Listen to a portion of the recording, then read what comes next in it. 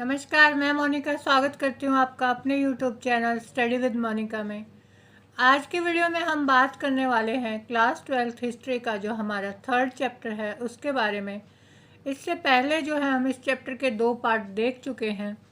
इससे पहले का जो हमारा पार्ट था उसमें हमने देखा कि उस समय जो 600 शताब्दी ईस्वी पूर्व से 600 शताब्दी की जब हम बात कर रहे हैं तो उस समय का जो समाज था वो कैसा था। नए नगरों के उदय के साथ जो है लोगों के आचार विचार के जो रहन सहन के तरीके थे उनमें बदलाव आया।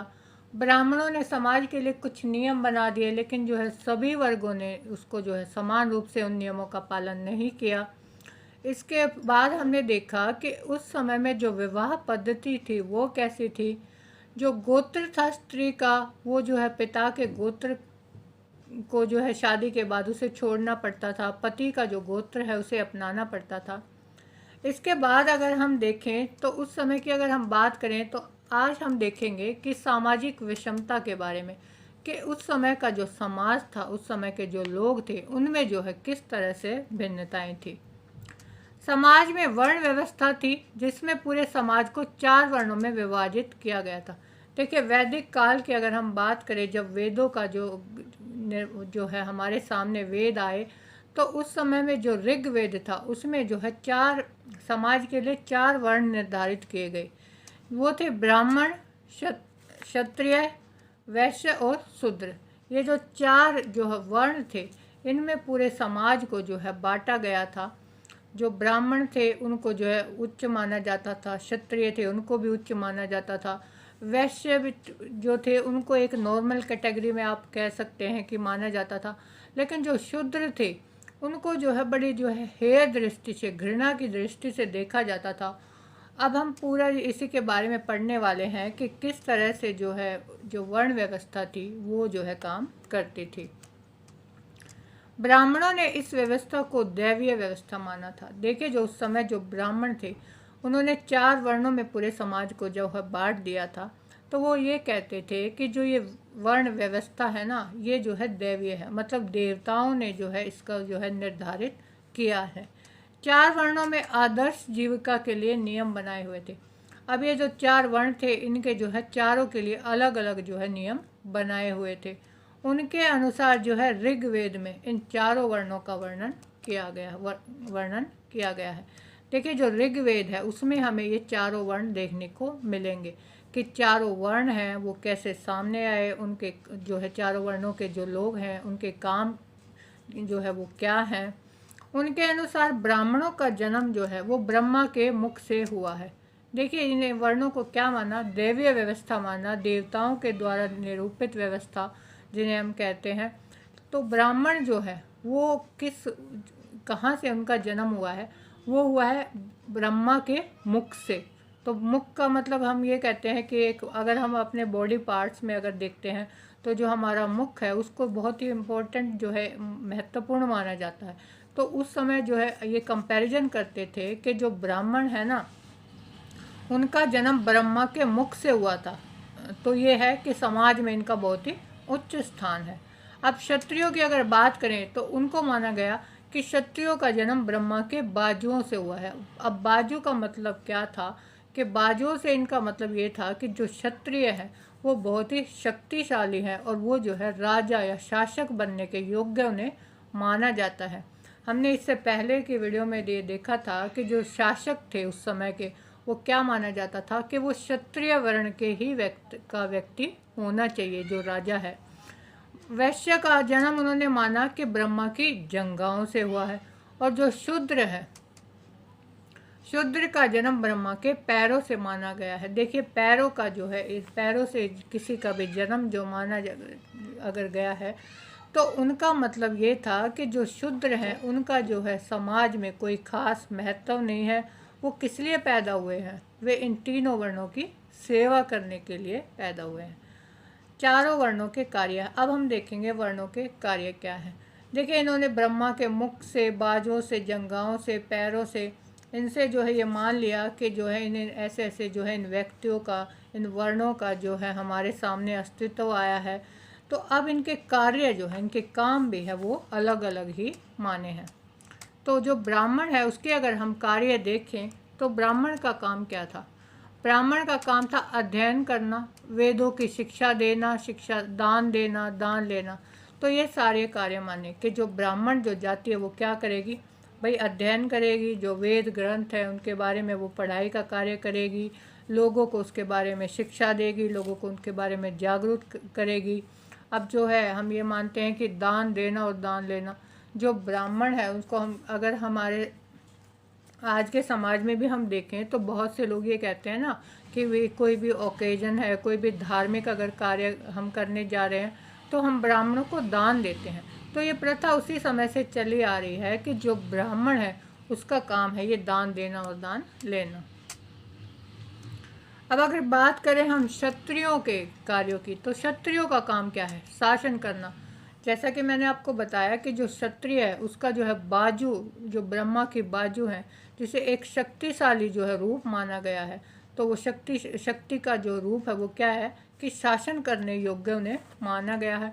अब जो शासन करेंगे तो लोगों को सुरक्षा प्रदान करना, कि भाई राजा है तो उसका कर्तव्य क्या है कि वो जो अपनी प्रजा है, अपनी जनता है, उनको वो सुरक्षा प्रदान करे, न्याय करे लोगों के साथ कि भाई उसके राज्य में किसी के साथ कुछ गलत ना हो, वेदों को पढ़े, यज्ञ करवाए, दान दक्षिणा और देना। तो क्षत्रिय जो माना है, जो क्षत्रिय का जो काम है वो ये है कि वो शासन करने योग्य है, लोगों को की सुरक्षा करे, लोगों के साथ न्याय करे, वेदों को पढ़े, और जो ब्राह्मण है उनको वो दान दे। अगला अगर हम वैश्य जो जाति है, जो वर्ण है, उसके बारे में देखें, उसके कार्य क्या है? कृषि, पशुपालन, व्यापार, वेद पढ़ना, दान देना। देखिए ब्राह्मण वैश्य के जो कार्य है वो भी यही है कि भाई वो कृषि करेगा, पशुपालन करेगा, पशुओं को पालेगा, व्यापार करेगा, इधर इधर से उधर जो है लेन देन करना है वस्तुओं का। तो ये सारे कार्य किस जाति के माने जाते थे? वैश्य वर्ण के माने जाते थे। लेकिन जो शूद्र है, शूद्र का कार्य क्या माना कि जो ब्राह्मण, क्षत्रिय और वैश्य, ये जो तीन वर्ण है ना, इन तीनों की सेवा करना जो है शूद्र का कार्य है। तो इस तरह से हम देखेंगे कि 600 शताब्दी ईस्वी पूर्व से ही ये जो है हमें जो समाज है उसमें जो विभिन्नताएं जो है हमारे सामने आई कि लोगों को किस प्रकार जो है बांट रखा था, उनके वर्णों के आधार पर उनके काम भी अलग अलग थे। अब ये नहीं है कि भाई जो ब्राह्मण जाति है उसमें अगर कोई जो मूर्ख पैदा हो गया तो उसको वो शूद्र मान लेंगे, ऐसा नहीं था। वो जन्म के आधार पर ये व्यवस्था चलती थी कि ब्राह्मण जाति में जो भी पैदा हुआ है, चाहे वो श्रेष्ठ है, चाहे वो बिल्कुल ही मूर्ख है, लेकिन उसको क्या माना जाता था कि भाई ये मूर्ख भी श्रेष्ठ ही है, क्योंकि उसने ब्राह्मण जो जाति है उसमें अपना जन्म लिया है। अब ब्राह्मण शासकों को उपदेश देते थे कि शासक इस व्यवस्था के नियमों का पालन राज्यों में करवाए। जो ब्राह्मण था उसका कार्य क्या था कि अपने राज्य का जो भी शासक है, जो भी राजा है, वो उसको बोलते थे कि ब्राह्मणों ने जो इस समाज के लिए जो नियम बनाए हैं वो राजा का कर्तव्य है कि वो इन नियमों का जो है पालन अपने राज्य में करवाए। ब्राह्मणों ने लोगों को विश्वास दिलाने का प्रयास किया कि उनकी प्रतिष्ठा जन्म पर आधारित है। देखिए किसी की भी प्रतिष्ठा जो है जन्म पर आधारित होने का मतलब यही है कि जैसे मैंने आपको एग्जाम्पल दिया कि बेशक से कोई व्यक्ति, चाहे वो कितना ही होनहार है, चाहे वो कितना ही उसके पास दिमाग है, किसी भी कार्य को वो कितने भी अच्छे से कर सकता है, चाहे वो फिजिकली आप स्ट्रॉन्ग कह लो, शक्तिशाली है, वो शासक बनने के योग्य है, लेकिन अगर उसने शूद्र वर्ण में जन्म ले लिया तो उसको जो है ये माना जाएगा कि वो जो है किसी भी कार्य के लायक नहीं है, वो राजा बन नहीं सकता, ब्राह्मण वो बन नहीं सकता, ना वो वेद पढ़ सकता है, ना वो ग्रंथों का अध्ययन कर सकता है। वो क्या करेगा? वो इन तीनों वर्णों की सेवा करने के लिए ही पैदा हुआ है। तो जन्म पर प्रतिष्ठा का मतलब यही है कि आपने जहाँ जन्म लिया है आपके कार्य वहीं से जो है निर्धारित माने जाएंगे। ऐसा उदाहरण भी देखने को मिला जहाँ क्षत्रिय ही राजा नहीं होते थे।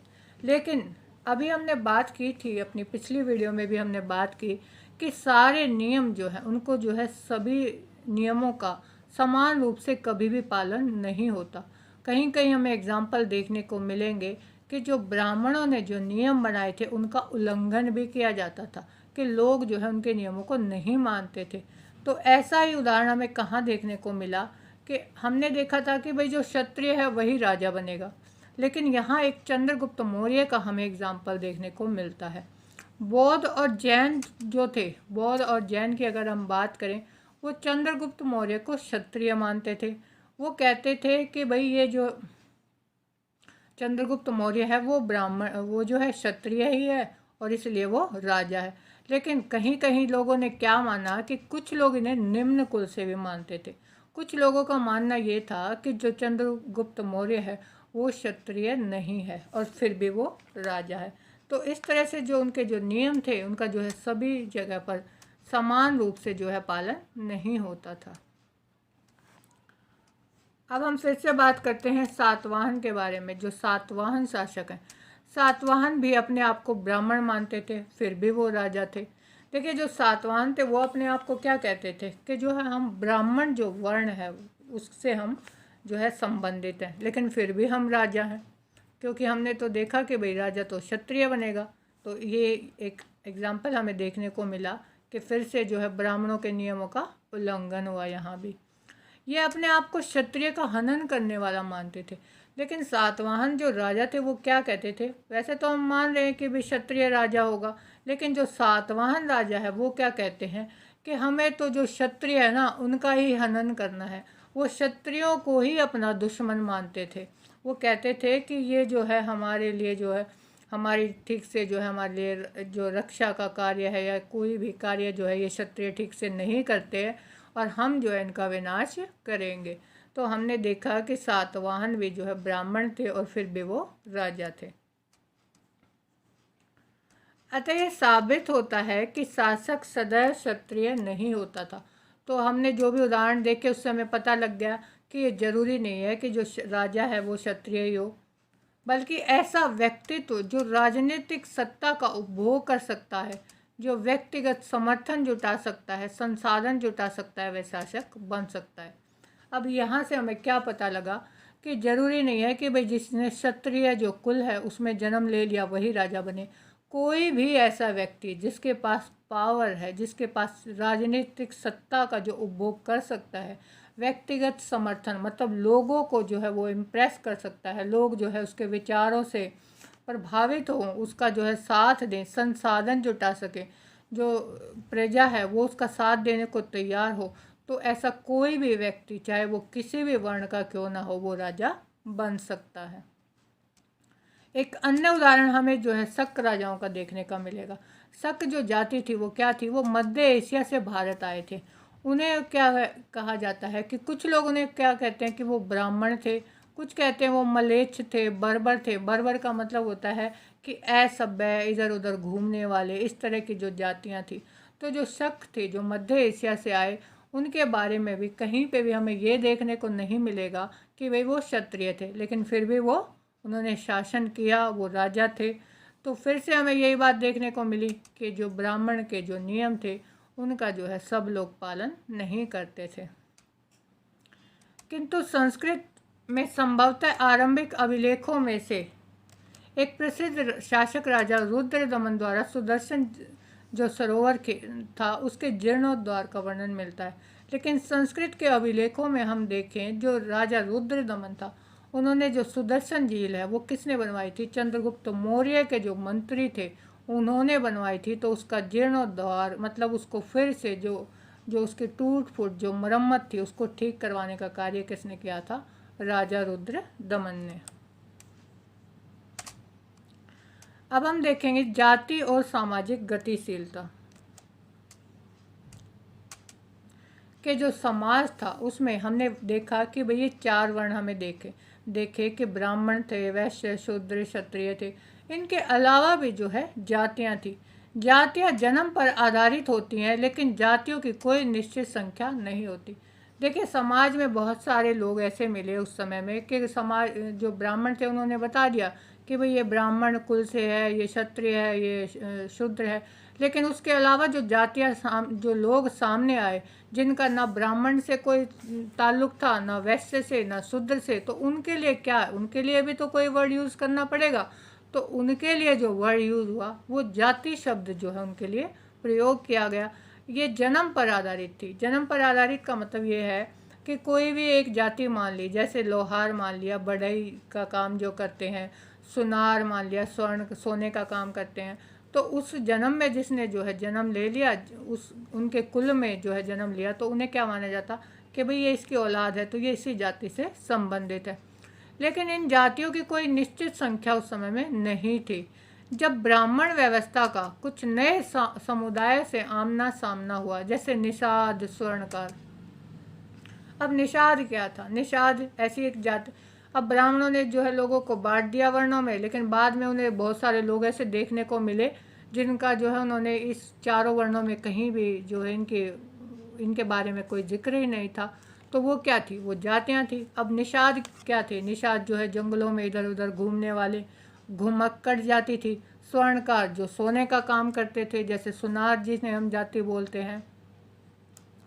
उन्हें जाति या वर्ण व्यवस्था में शामिल नहीं किया जा सकता था। उन्हें जातियों में बांट दिया गया। जो निषाद थे वो क्या थे? जंगलों में रहने वाले, इधर उधर घूमने वाले जो लोग थे। अब स्वर्णकार क्या थे? स्वर्णकार व्यवसाय करने वाले, सोने का काम करने वाले। देखिए जो स्वर्णकार होता है, स्वर्णकार मतलब सोने का कार्य करने वाला, जो आभूषण गहने बनाते हैं, उन्हें हम कौन सी जाति मानते हैं? उन्हें हम कहते हैं सुनार, स्वर्णकार जिसे उस समय में कहा जाता था। एक ही जाति के लोग जीविका के लिए एक जैसे काम करते हैं, जैसे बढ़ई। तो इन जातियों की विशेषता क्या थी? अगर जो कोई व्यक्ति जो स्वर्णकार जाति से है वो क्या करेगा? वो सोने का ही काम करेगा। उस समय में ये नहीं होता था कि अगर कोई सुनार है, स्वर्णकार है, तो वो जो है लकड़ी का काम करने लग जाएगा। नहीं, ऐसा हमें देखने को नहीं मिलता था। अगर सुनार है तो वो सोने का काम करेगा, निषाद है तो वो जंगलों में ही घूमेगा, जो बढ़ई है तो वो लकड़ी का ही काम करेगा, वो सोने का काम नहीं कर सकता। तो हमने देखा कि जो उपमहाद्वीप था वो विविधताओं से भरा था, मतलब बहुत सारी विभिन्नता हमें यहाँ देखने को मिली। यहाँ ऐसे समुदाय रहते थे जो ब्राह्मण व्यवस्था को नहीं मानते थे। अब कुछ समुदाय हमें देखने को मिले जो इन ब्राह्मण व्यवस्था को ही नहीं मानते थे। जो ये चार वर्ण हमने बताए, ब्राह्मण, क्षत्रिय, वैश्य, शूद्र, वे समुदाय इन जो है चारों वर्णों में से किसी को भी नहीं मानते थे। संस्कृत साहित्य में ऐसे समुदाय को क्या कहा गया कि वे विचित्र थे, बर्बर थे, मतलब वे बहुत ही अजीब थे, असभ्य लोग थे। अब ब्राह्मण तो यही कहेंगे ना, अगर कोई उनके बातों को, उनके जो नियमों को नहीं मानेगा तो वो क्या कहेंगे कि ये विचित्र लोग हैं, ये असभ्य हैं, इन्हें जो है ज्ञान नहीं है। निषाद वर्ग जिससे एकलव्य जुड़ा माना जाता है, इसी का उदाहरण है। देखिए निषाद हमने देखा कि जंगलों में जो रहने वाले, जो घुमक्कड़ प्रवृत्ति के जो लोग थे, उन्हें निषाद कहा जाता है। तो जो एकलव्य का जब हम नाम सुनते हैं तो वो भी इसी जाति से संबंध रखते थे। वो क्या, अब और कौन सी जातियाँ थी जिन्हें जो है ब्राह्मणों की जो वर्ण व्यवस्था थी उसको नहीं माना? वे थे जैसे वनवासी, शिकारी, कंदमूल संग्रह करने वाले, यायावर मतलब इधर उधर घूमने वाले, पशुपालक जो पशुओं को जो पालते हैं, जो संस्कृत भाषी नहीं थे, मतलब जिन्हें संस्कृत का ज्ञान नहीं है, उन्हें हेय दृष्टि से देखा जाता था। हेय दृष्टि मतलब घृणा की दृष्टि से, नीच दृष्टि से देखा जाता था कि ये बहुत ही, जो ये इधर उधर जंगलों में घूमते हैं, पशुपालन का काम करते हैं, शिकार करते हैं जो जंगली जानवरों का, ये क्या है? असभ्य लोग हैं। इन्हें जो है ब्राह्मण है वो अच्छी जो है उसके अच्छी दृष्टि से नहीं देखते थे। इन लोगों के बीच विचारों का आदान प्रदान होता था, महाभारत की कथाओं से यह ज्ञात होता था। लेकिन अगर इस समाज की भी बात करें हम, बेशक से ये असभ्य थे, तो लेकिन इनमें भी जो क्या था कि विचारों का, जब ये आपस में मिलते होंगे तो विचारों का आदान प्रदान तो होगा, और महाभारत से हमें जो है ये देखने को मिला है। अब हम देखते हैं कि चार वर्णों से परे अधीनता, इसका मतलब क्या है? इसका मतलब यही है कि जो चार वर्ण हमने देखे, ब्राह्मण, क्षत्रिय, वैश्य, शूद्र, इसके अलावा जो जातियां थी उनको जो है किस तरह से जो ब्राह्मण थे उन्होंने देखा। ब्राह्मण लोगों ने कुछ लोगों को वर्ण व्यवस्था की सामाजिक प्रणाली से बाहर माना, उन्हें अस्पृश्य घोषित कर दिया। तो ये जो लोग थे उनको ब्राह्मणों ने क्या कहा, अस्पृश्य, मतलब ये तो छूने के लायक भी नहीं है, इनसे दूर रहो। ब्राह्मण मानते थे कि कुछ कर्म पवित्र होते हैं और कुछ अपवित्र। देखिए जो ब्राह्मण थे उन्होंने क्या कहा कि समाज में हम जो भी कार्य करते हैं ना, उन कार्यों का उन्होंने दो भागों में जो है विभाजन किया। एक जो था पवित्र काम माना, जो दूसरे जो कार्य थे उनको माना अपवित्र।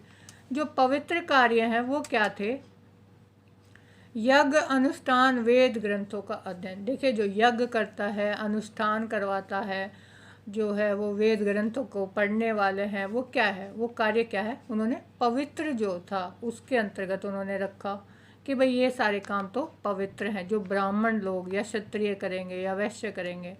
अब जो अपवित्र कार्य थे उन्होंने अपवित्र कार्य में माना कि चमड़े का जो काम करते हैं या शवों को उठाना, जो अगर जंगली जो जानवर मर गए या कोई किसी व्यक्ति की मौत हो गई तो उनके शवों को जो उठाएगा, उस कार्य को भी उन्होंने क्या माना कि भाई ये तो अपवित्र है। अंत्येष्टि जो है किसी का अंतिम संस्कार करना। शवों को उठाना और मृत पशुओं को छूने वाले को क्या कहते थे, चंडाल। जो ब्राह्मण थे उन्होंने क्या कहा कि जो शवों को उठाते हैं, मरे हुए जो पशु पक्षी जानवर हैं उनको उठाते हैं, उन लोगों का एक नाम उन्होंने दे दिया।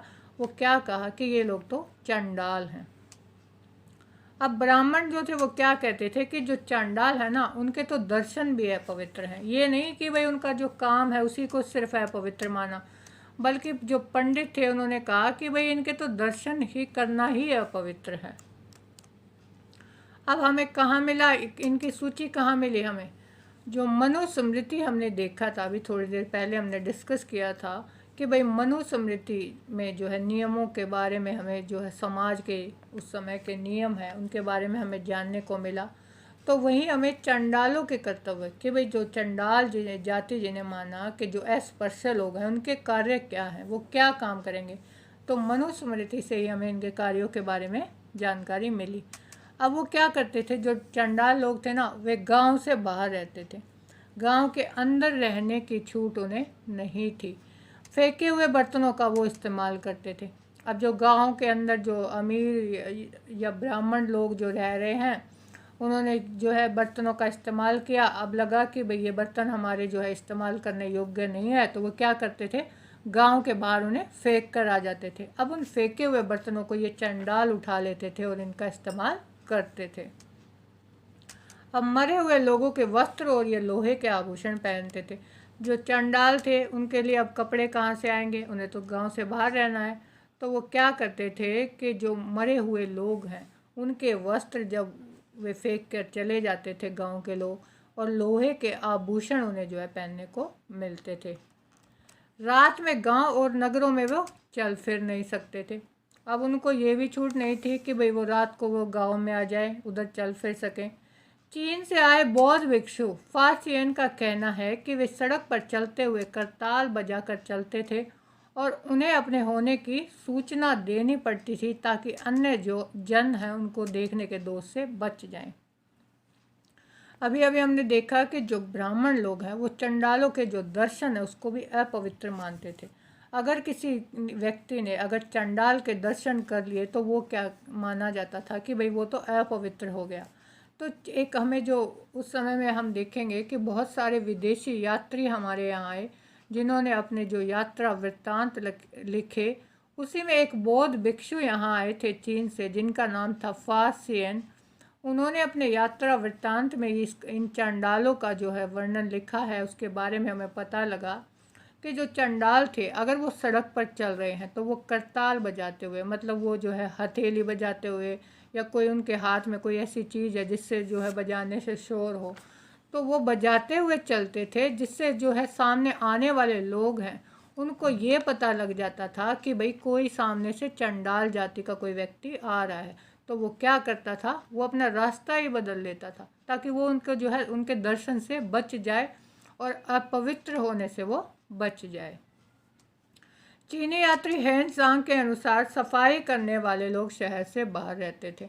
अब चीनी यात्री हेन सांग जो आए थे, उन्होंने भी जो है अपने जो वृत्तांत है उसमें वर्णन किया कि उस समय पर जो सफाई करने वाले लोग हैं, अगर उनके बारे में हम देखें तो उनको भी जो है गांव या शहर में रहने की जो है परमिशन नहीं थी, वो भी जो है शहर से बाहर रहते थे।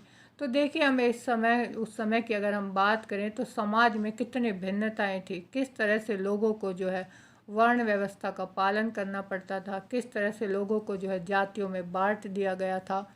जो प्रतिष्ठा थी लोगों की, चाहे कोई कितना ही शक्तिशाली है, दिमाग से बुद्धि से कितना ही तेज है, लेकिन उसने जिस भी वर्ण में जो है जन्म ले लिया, उसकी प्रतिष्ठा वहीं निर्धारित हो जाती है। अगर ब्राह्मण में अगर उसने जन्म ले लिया तो वो चाहे कितना ही मूर्ख हो, उसको ज्ञानी माना जाएगा। लेकिन अगर शूद्र वर्ण में अगर किसी ने जन्म लिया, चाहे उसके पास कितनी ही बुद्धि हो, चाहे वो कितना ही विद्वान हो, लेकिन उसको जो है उन तीनों वर्णों की ही सेवा करनी पड़ेगी। चाहे बेशक से उसके पास कितना भी दिमाग है, लेकिन वो ये मूर्ख ही माना जाएगा। तो आज की वीडियो में बस इतना ही। बचा हुआ जो इस चैप्टर का पार्ट है वो हम करेंगे अपनी नेक्स्ट वीडियो में। चैनल आपने सब्सक्राइब नहीं किया है तो कर लीजिए और बेल आइकन को प्रेस कर दीजिए ताकि आपको अगली वीडियो की नोटिफिकेशन मिल जाए। Thank you so much.